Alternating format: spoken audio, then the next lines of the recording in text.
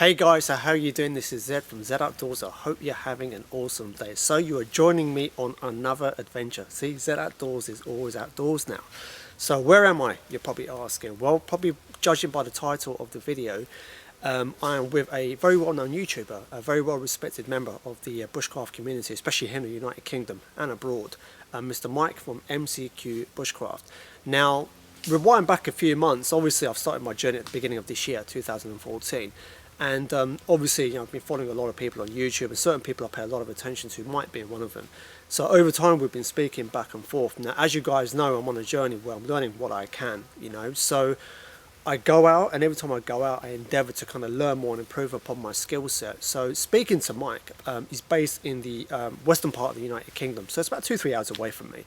And we got a speaker recently, and very kindly offered me to kind of come down and spend some time with him, and really focusing that time on actual learning, on actual implementation. So obviously, hang out, chill, but really the primary focus is to immerse myself and ourselves in learning and actually doing stuff one-on-one, and kind of increasing my learning process, so to speak. So here I am, Now, obviously, I don't want to kind of preempt things too much, but the plan is hopefully to do this on a regular basis. And hence I brought you on the journey with me. Now, I want to be a bit open here. There was a part of me I was not going to record this trip. The reason being why my focus is here to learn. Now, for those of you that record videos can appreciate it takes a lot of work, carrying the equipment around, figuring out your angles and all of this stuff.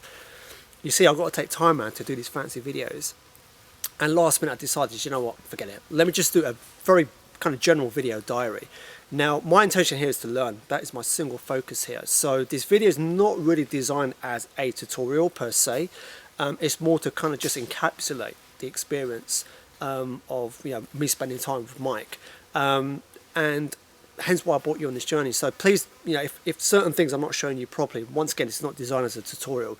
Now, as a byproduct, obviously, if you're going to pick up ideas and tips, then that's fantastic, but really, this is just a video diary about my journey, learning from someone who has a lot of experience, and hopefully just kind of get to know him on more of an intimate basis, So that'll be really cool. I don't think Mike really needs an introduction. He's a very well-known guy in the bushcraft space. But regardless of that, not to make assumptions, I will put a link to Mike's video. Just kind of goes without saying below this video for you to check him out. So here we are, we're here for 2 days, a solid 2 days to really kind of focus on the learning. So brought you on the journey with me, and I hope you enjoy my time here.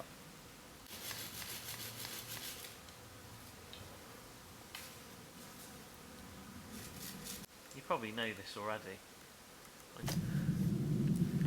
So guys, here we are, man. Mike, let me put this random piece of wood down. Mike, how you doing? Yeah, I'm good. How you doing? You okay? Excellent stuff, man. Oh, they're nice. It feels weird, isn't it? Just like, someone actually being with Mike. So yeah, usually people would get away. You had no friends. And, I know. Yeah, I felt. Yeah, well, you're my only friend. Yeah, I know.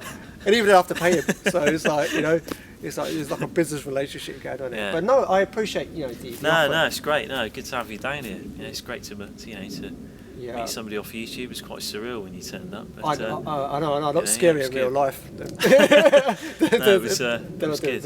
Yeah, it's been a good day so far, hasn't it? it has. No, yeah. To truth be told, it's quite late in the day on the first day. Yeah, it is. Yeah. So we only now, I'm only now switch the camera on to record. And that's just a video diary. But we've been going through a lot of stuff, and actually, the big thing we went through actually when we parked up near where Mike lives, before we kind of headed off into the woodland, is we went through the kit, didn't we? Yeah, went for everything. Yeah. Yeah. And some good detail. Yeah, I had to resuscitate when he had a heart attack, seeing how much kit I bought. It was like a Sherpa. It was like, don't need this, don't need this. You just kit flying everywhere. You don't need this. But yeah, it was. It was good though. I think we got everything sort of set up pretty good, to be fair. Yeah. It was interesting just to see somebody else's kit as well. Yeah. And the things you got, and some things are really good, and you've given me some ideas as well. So yeah, it's good. But it was good. There was really good insights. I mean, at a later date, I'll probably show you kind of a lot of good advice that Mike's given about the kit. And it's funny because I was just mentioning to you earlier on that when even though I thought I trimmed down my kit quite a bit, even then it was crazy how much more.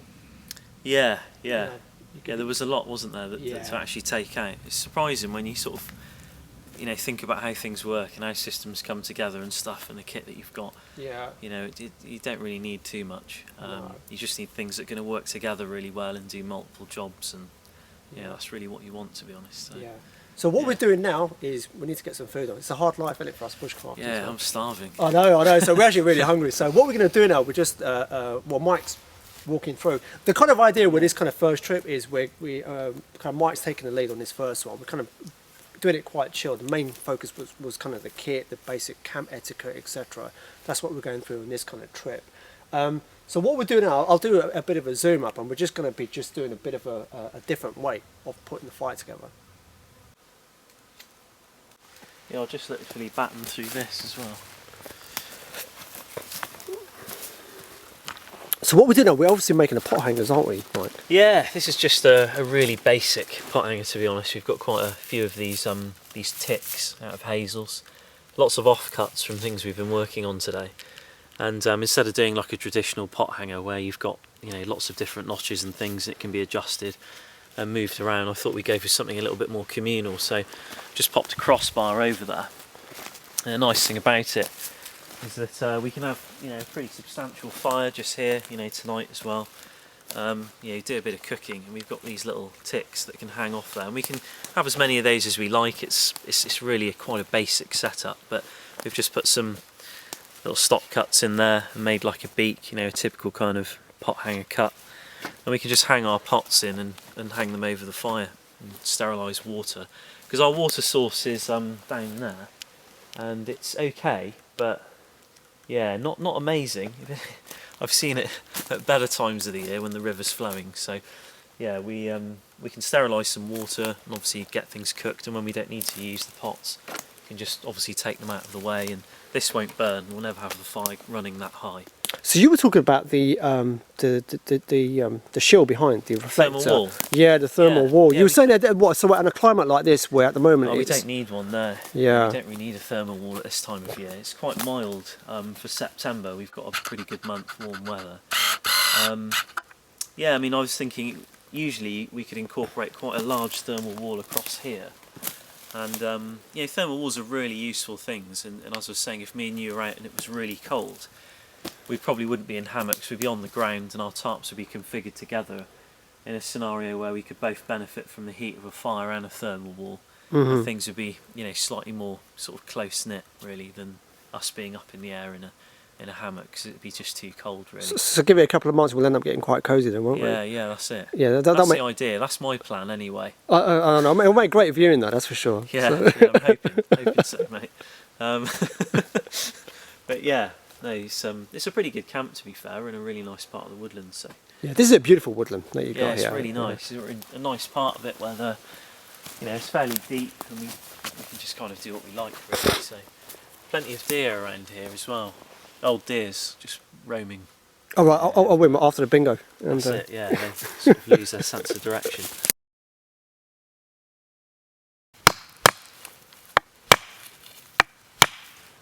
That'll do. So we just need to preserve that bottom notch.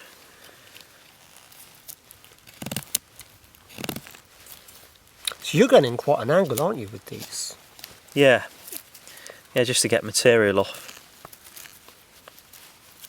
Yeah, you can see there it's already sort of taking shape, because the wood's so soft though. I mean, we can just use the knife to push in like this, and just the drop point of the blade to come in and chip away. I think when you're working with wood like this, the tendency can be to kind of try and dig away shavings like this, and it just ends up getting messy. But if you meet at the other end, it sort of tidies it up a little bit. Can you hear the flies in the background? I can. Yeah, it's one of the beautiful sounds of this wood. It's quite a damp wood, a woodland, so you get quite a lot of them about. So yeah, I'll just make a little tooth.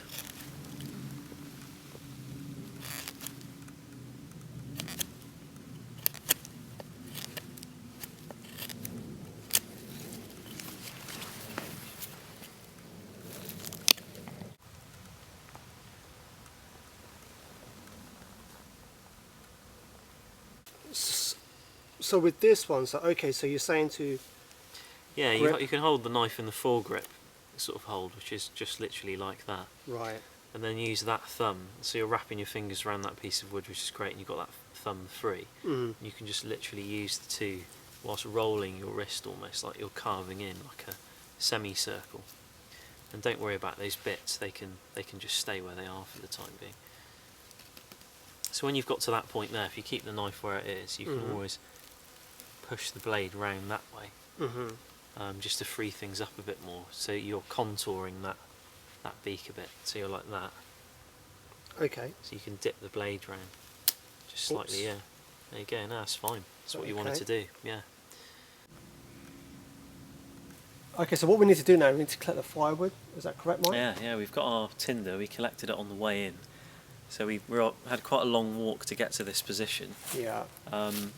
Yeah, and we collected birch bark, and we found some good cramp balls, good season for it, good time of year. But we need to collect wood, yeah, and we need quite a lot of it. Right. There's quite a lot of wood around here. Actually, we've got some hazel, we've got some oak, we've got ash, and various other things. And hopefully we should be able to maintain a decent fire tonight. Well, it'll be fine. Excellent But stuff. yeah, if it was raining, we were just talking about what would we do if it was raining, and Yeah. I think that's probably a good point, because it's pretty damp all year round almost in this country a lot of the time, and you can be pretty lazy today. We've got dead wood everywhere on the ground, and it's really dry, and you can see that it's been quite dry for some time. But hazel, there's quite an abundance of hazel in this woodland here, and it's a pretty good source of dead standing wood. I mean, there are other sources around as well, like ash will drop its branches like this here. We've got a nice dead piece of wood there that's perfect for our sort of beginning stage bundle, which is our most important bundle really. Yeah. Like the initial bundle we put onto our flame, or onto our flame essentially. Even if we've got a nest, we're going to be blowing it into flame, and that will give us some good wood. We've also got hazel as well, which produces quite a lot of dead standing wood. You can pretty much tell this is dead. It's broken at the top, it's got a sort of lichen all over it and a fungi, and we can actually break it quite low down without damaging the tree, and it gives us some pretty decent wood to take back. And you've also got glue fungus, and that holds dead branches up in trees. You find it quite commonly on hazel, and again that can be a good source of like high and dry material for us. So if you are in the rain, you just want to have a look for high and dry wood, basically stuff that's off the ground, even if it's just like that. So if you live at an angle and then... Yeah, I mean that's off the ground. I mean that bit might be really wet if it's been raining for a while, but you just check it and take the bit that's off the ground and it'll be dry. The core will be dry, and that's the main thing. So yeah, we're just going to... But we can be pretty liberal today. I mean, look at this stuff everywhere. Yeah, it's all over the place, isn't it? We just really want to, to make things successful, we want, a huge bundle of small twigs about this big, kind of not tiny twigs, but they've got to be, about this size. And then we can get a slightly bigger pile of thumb-sized stuff. Right. And then, after we've got that going, we've got time to walk around and just collect the bigger stuff and get that on. And our fire will be absolutely fine then. We're going to have a proper caveman fire tonight. Yeah, should be good. I can hear the squirrels again. Switching into hunter mode now. Yeah, they're everywhere. They literally just can't stop. They are all over the place though. They were dropping stuff on the tarps earlier. So yeah, we just need to grab some stuff and cool. Let's have do a look around. So yeah, all this tiny stuff on the ground is perfect. Just start grabbing bits. If you just grab whatever you like, we'll organise it back at camp. Okay.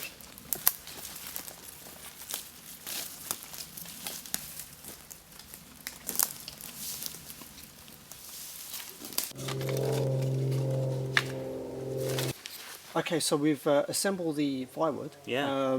And now you've kind of pre-prepared a lot of this fire lay. Yeah, that's right. Yeah, we've got a little fire lay going on there, and we've prepared our wood here. We've got like large there, medium, and we've got our initial twig bundle that goes on, which will, hopefully ignite.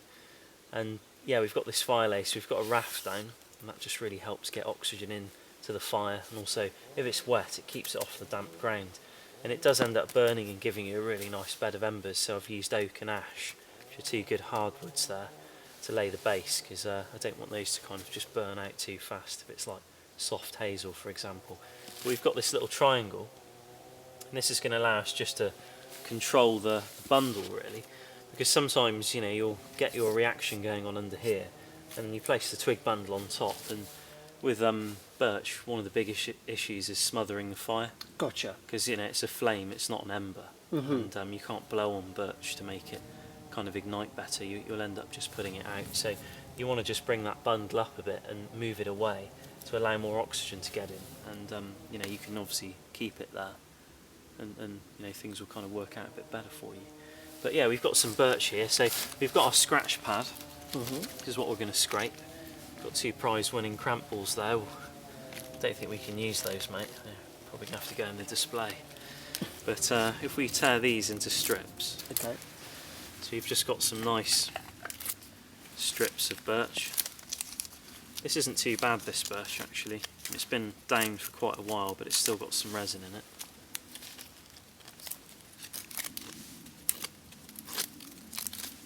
And those will be what we can ignite. So that'll do. The rest we can just put on as we need it. Okay. So yeah, we just need to scrape the top of this birch there. I'd probably, you want a nice hard bit of ground for that. That's pretty decent, yeah, I think. Yeah, probably just double that up a bit. And then you want to just drag towards you really, make a nice little pile, as I'm sure you know.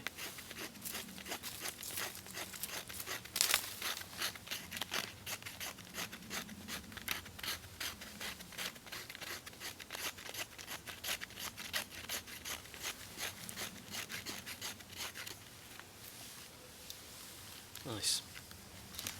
Nice red pile. So would that be enough, you reckon? Yeah, I mean, you could use that. It's always nice to have a little bit more.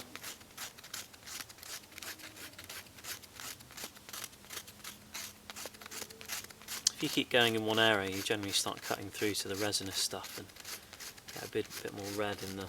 Oh, so it's the red part that you really... Yeah, got some decent resin content to it. There you go, that's a decent pile now. It's not too bad, we can work with that. Okay. Yeah, nice. So you've got your ferro rod there, and there's a couple of ways in which you can use the ferro rod. I don't have mine actually; it's in my pack, or I would have shown you. You can, I mean, I use that one. But you got a 90-degree angle there. That's quite nice. I mean, some people kind of lock the striker or the blade down, and pull the ferro rod up, like this, and it drives sparks down onto the material. And that's a really good way of doing things, and you can ignite things that way. But there is another way which I quite like using, and I prefer it actually, if I'm honest.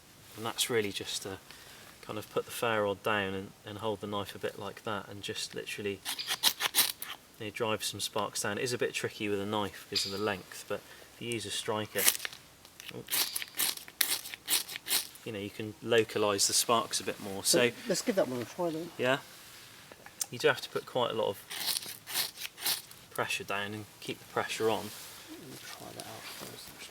Which technique do you normally use? The pull away, or? Yeah, what I've actually been taught is actually always to clamp it down, but to actually just build up a little pile of dust, or 1 second. So when you have to show someone, this doesn't work. Oh no, it's fair. Yeah, I know the feeling. Don't worry. So, but basically, what I've been taught is just a grinding kind of. Yeah, there's kind of a. Yeah. It's like a That's control. not too bad. Yeah. It's like a That's control actually quite a nice little technique. With the thing. Well, a friend of mine said that he got taught it by Lars Felt. Okay. Is he a Norwegian dude, or? Yeah, the Scandinavian guy. Yeah. So he got taught by him, and that was the technique that he used. Oh, nice. Yeah, a friend of mine uses that technique. He uses a similar technique to that. It's like where he sort of does this, like. That's right. And he drops the sparks down onto things. Really, yeah. I mean, that's a great technique as well. If you're happy using that, you can really kind of blast some good sparks down that way. Right. Okay, so with this one, so your thing was basically just straight down, wasn't it? I usually go down a bit like this.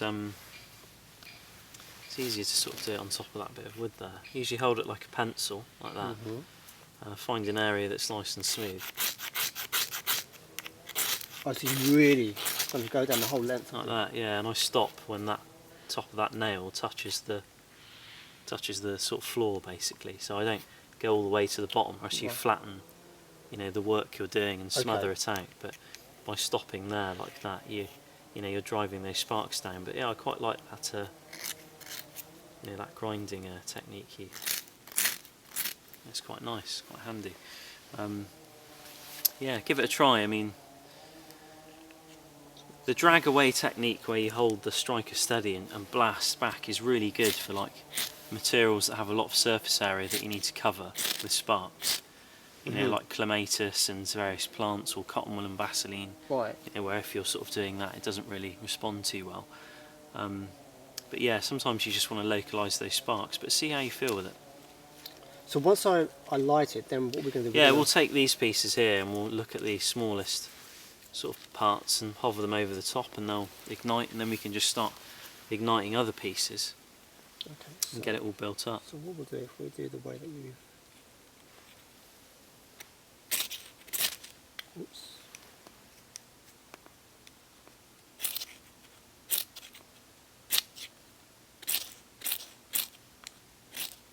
Okay, because I know the sparks are not actually going into the thing. Right. So obviously I know I'm doing something. I'd generally go a bit slower and just grind a lot harder. Okay.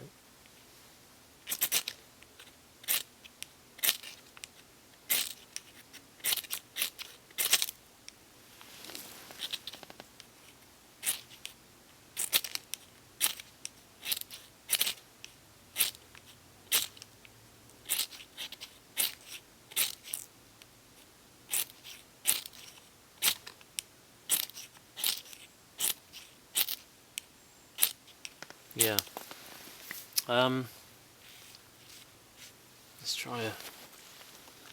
I won't ignite the whole thing. I'll just take a little piece over there or something. So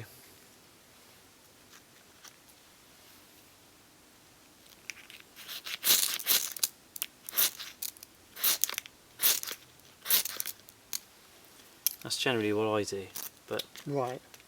you know, again, it's one of those things you sort of want to develop your comfort zone with, and you know, if you're happy with that other technique and that works for you, I'd use it. I'd definitely use it. 2%.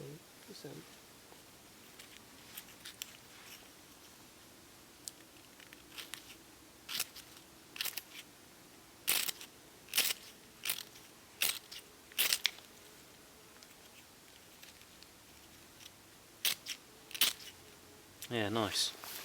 So what we can do now is just, I mean, we won't keep that scratch pad, so I wouldn't worry too much about that. If it was a really nice piece of birch, we could keep it. I generally just build this up now.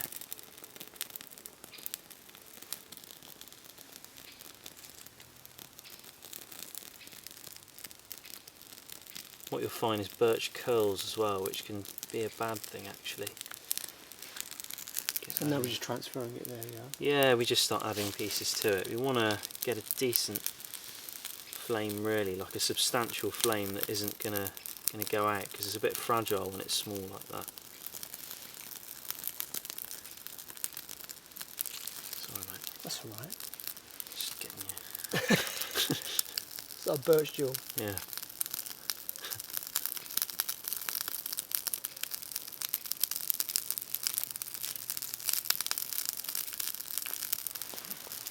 Yeah, that's looking pretty good now.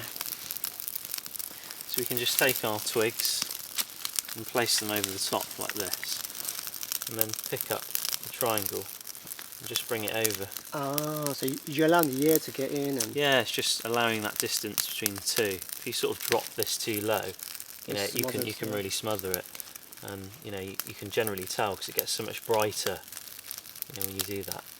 But that will be fine because we've got such a good distance anyway, because of that piece of oak at the back there supporting the V. And when the flames, you start to see the flames up here, you'll know that that fire's established then, and there's nothing really that's going to put that out, and it'll be fine. But that's good. Yeah, the fuel wood's burning now. excellent. Yeah, so we're sorted. And we can always add more birch to it if we really want to. Not that we need to, but if you wanted to use it, you know, you can go crazy. Gotcha. twigs that goes out.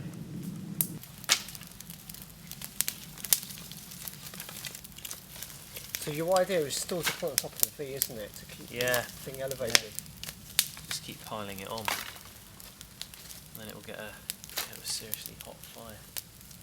That'll do though, for the time being. It's all fairly soft, that hazel, so it'll burn real quick. But once we've got a decent bed of embers and it's quite well established, it'll be fine. Some nice thick plumes of smoke. Isn't it? Bloody hell. It's all the way back in Essex. Yeah, right. Signalling where we are.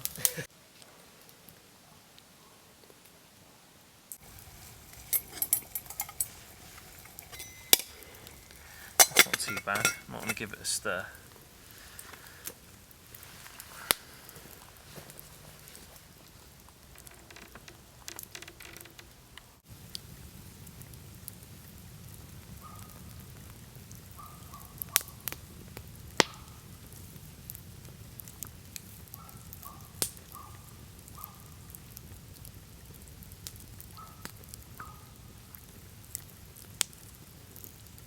That's great.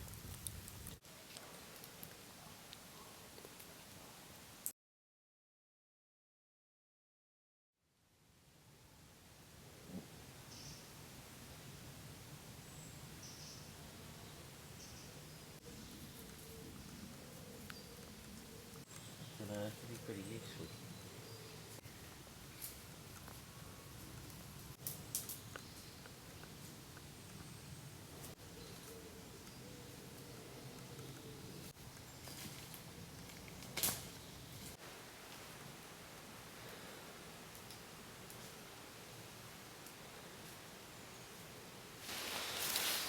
So Mike, what are we doing? Getting the fire going for the morning? Yeah, we are, yeah. Yeah, we put some big logs on last night, but unfortunately they burst into an inferno soon after we went to bed, so they disappeared pretty fast. We couldn't really find any hardwood that was sort of tough enough to really stand the night, but yeah, if you sort of hover your hand over the top of the ash bed there, you'll see loads of heat. Yeah. Yeah, so it's still alive. It's been a good night, obviously. It's quite mild, and we've had plenty of fuel on there, so yeah, we've got some good embers still underneath, and you can see that they're you can see that. yeah, they're coming alive basically. So got some good ones actually. Doesn't look like there's too many, but you can sort of feel them there coming through. So there we go. That's a pretty decent one. So really, all we need to do is just get this going. We've got loads of twigs here, small twigs, dry twigs. Obviously, it's been easy to collect them because it's so dry. And in wet conditions, it's a little bit tougher to get material like this. But if you're in a conifer woodland, if you find some European larch, okay, which we can, next time maybe go to a conifer wood and you can see a bit of a different environment. Like, it's super easy just to get the fire going with conifer. So we're just grouping a few of these bigger embers together there, just to give us some heat. You can see we've got some fine material there, slightly thicker stuff, and we'll just grade it up. I mean, you could just leave that on top of there, you see, and go for a wander, and it would light. But obviously, we can just put a bit of air on it. So what are you blowing underneath, or you? Yeah, just lifting up slightly.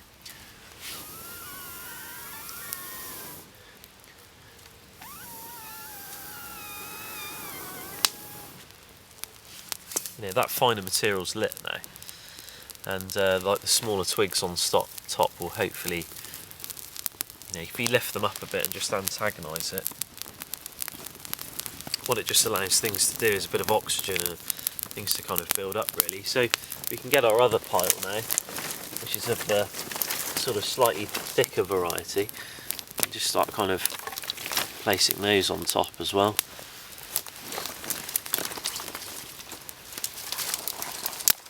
We sort of want a bit of clearance between them. You don't want sort of everything so tightly packed together.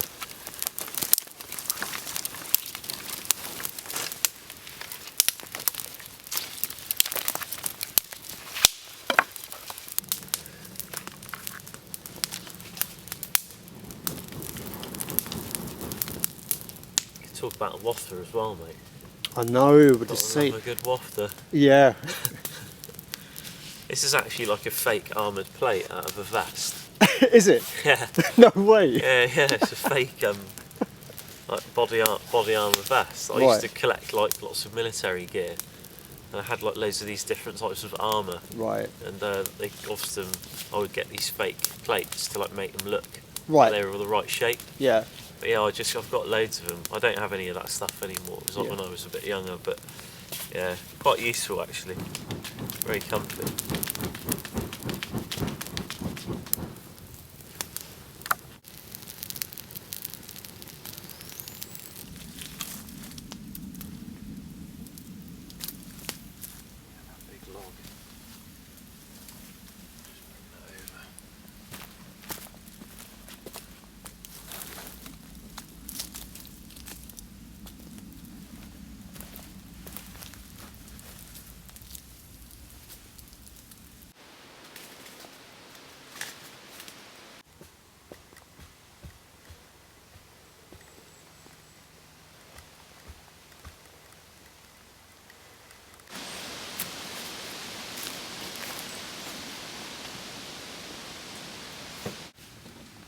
This is quite a small hatchet.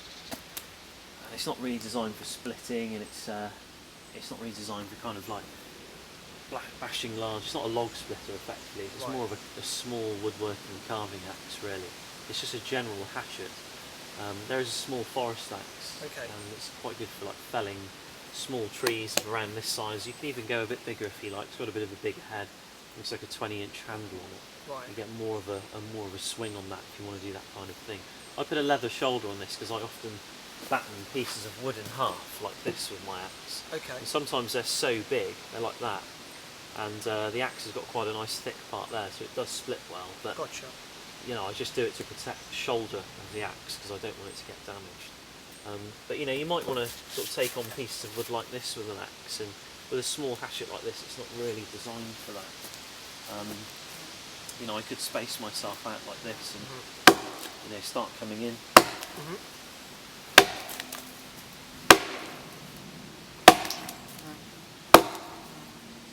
You want a pretty good gap.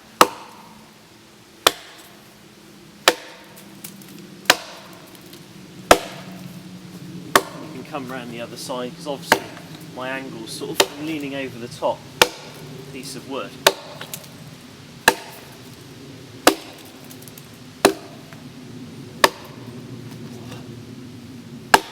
And I'm taking out quite a few good chunks. Shall I have a quick go at this? Yeah, have a go. I mean, I prefer with this small axe like this to be down here working. Right.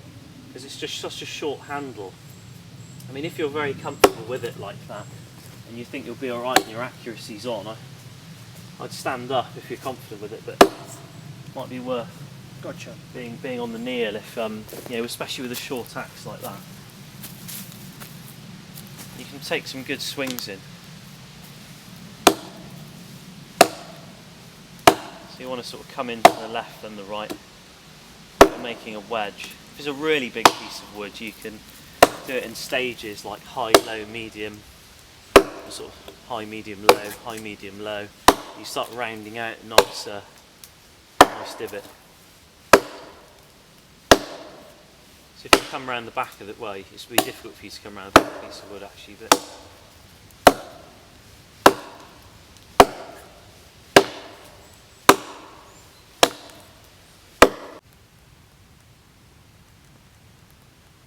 so I've got a piece of wood here like that, and you sort of traditionally might think the way to split it, you know, with an axe like this. I mean, this is not a two-handed axe basically.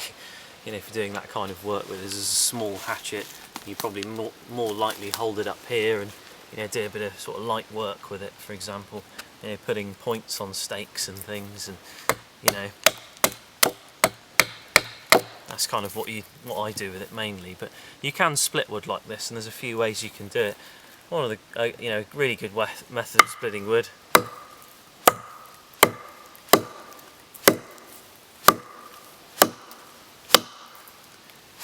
You can see there, we're starting to get through it. Can you see the split going all the way down? I won't split it completely, because it's the only piece I've got. So that's one way of splitting wood. Another way of splitting wood is, you know, you can hold the piece of wood like this.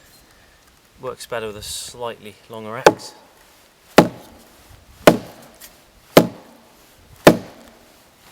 you know, like that, split wood that way, Mm-hmm. and that way you're just holding the two together and doing that and splitting it down.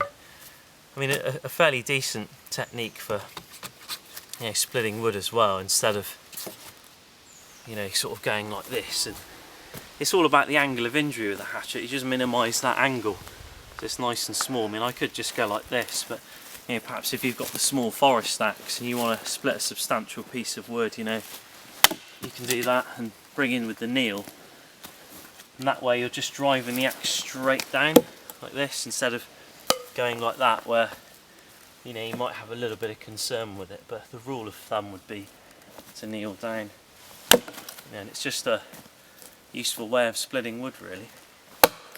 That's like the ultimate manly thing, innit, with an axe. Yeah. It's the only reason why I'm doing it. What, for manliness? For manliness.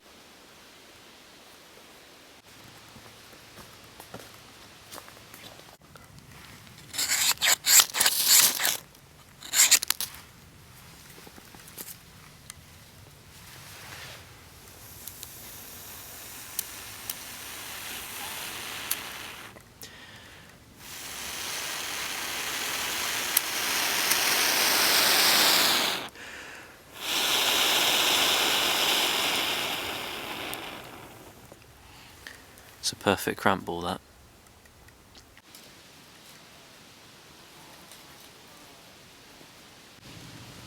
You ever considered a duck? Oh, sorry. Yeah. I do like the setup, really. It's very, very easy to use, basically.